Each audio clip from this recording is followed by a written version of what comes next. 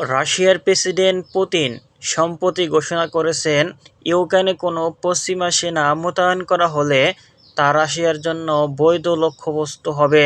এই মন্তব্যটি একটি অনুষ্ঠানে তিনি বলেছেন, যেখানে তিনি পশ্চিমা দেশগুলোর ইউক্রেনকে নিরাপত্তা সহায়তা দেওয়ার পরিকল্পনার প্রতি তীব্র আপত্তি জানান।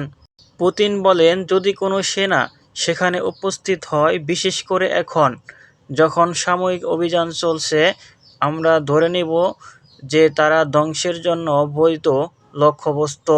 তিনি আরও বলেন, এমনকি যুদ্ধ পরবর্তী সময়েও বিদেশি সেনা মোতায়েনের জন্য যৌক্তিকতা নেই। এই মন্তব্যের প্রেক্ষিতে ইউক্রেনের প্রেসিডেন্ট জেলেনস্কি বলেন, নিরাপত্তা গ্যারান্টি এখনই কার্যকর হওয়া উচিত, যুদ্ধ শেষ হওয়ার পর নয়। তিনি পশ্চিমা দেশগুলোর কাছ থেকে আরও সক্রিয় সহায়তার প্রত্যাশা করেন।